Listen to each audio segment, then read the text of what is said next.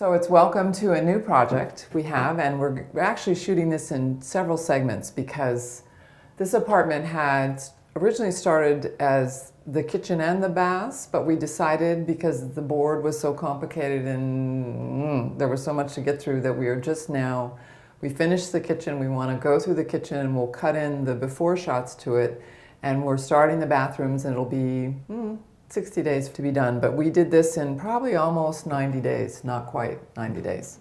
So what happened to start is we moved the door opening here because on the inside of the kitchen we have a full washer dryer, stackable washer dryer, and we couldn't quite get it to work without moving the entrance. So we matched the doors to the doors in the apartment and the doorknobs in the apartment. And you'll see as we walk in, this is really a long galley kitchen, but has become a masterpiece for us in terms of creating a really contemporary pre-war classic. So part of the challenge we had was that this building is 1929, and it's unusual in that it has grandfathered a washer and dryer in the kitchen, and we had, and you'll see, the gas stove was located on the right, illegal stuff going on that we had to correct for plumbing and gas, but we wanted to keep the washer dryer, which was here originally. And it was a challenge because we had to incorporate things like airflow for a full-size washer dryer, so the toe kick is open. We have all new plumbing behind this unit, but we built it in so it matches the cabinetry and really disappears in a way.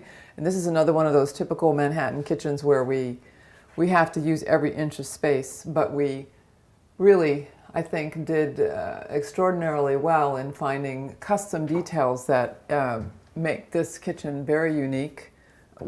In moving the doorway over so that we could have the 30-inch or more profile of the washer dryer, I didn't want to lose any kind of cabinetry space, so we kind of have what really works as a pantry over here, because this is only like probably 10 inches.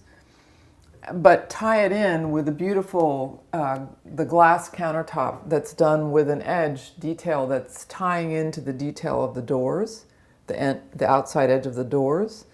Actually, the client wanted to, and I was really thrilled to see that they wanted a glass mirror counter backsplash, which was wonderful because it opens the whole thing up.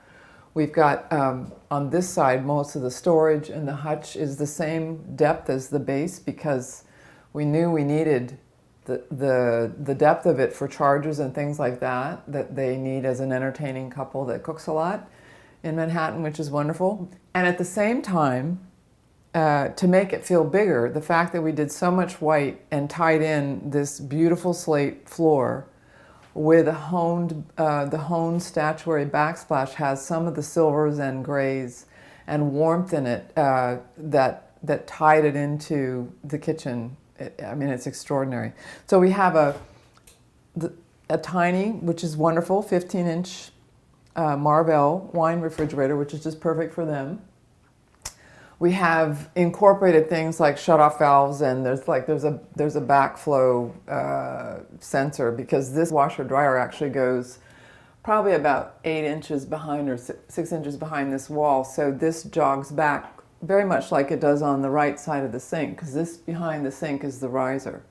The challenge that we had in making this a really polished kitchen was, because of all that was going on, I decided to finish the underneath sides of the cabinets. So we have new LED lighting systems that are probably now something that is, they're by Philips. Probably what we're going to do going forward is a lovely way to finish the bottom of the cabinet so it's finished the same as the upper cabinetry but hides the lighting.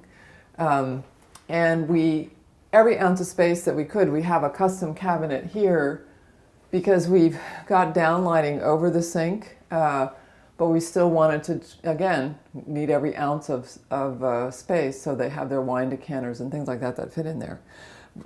Again, the full-size dishwasher, which is really important, but tons of space. We've got very period hardware, with the cup pulls and the sink tilt out here to put your sponges and stuff in. And we actually have two pull-out garbage cans, one for recycling and the other for garbage underneath the sink, which is amazing. All dimmer lighting, of course, and then a great Bertazzoni range here. This range had a wonderful, the matching microwave hood, which we don't really love, but it works so well in the kitchen now that they don't even mind it at all. Again, the full size, the full integration of the side panels, which is really important detail for me in a kitchen. We're tying all this detail into the classic old strip the door. This is a typical molding of the 1929-30 building period, and we see it all the time. And have to custom make that molding actually to match it. But we really tied a lot of the detail in the cabinetry into this, and then added a big crown molding to add drama and height to this room with kind of period light fixtures. We're trying to hide the fact that they're not, that they're at different points in the kitchen. They're not centered, and this is really something that we can't do anything about. We didn't want to drop the ceiling.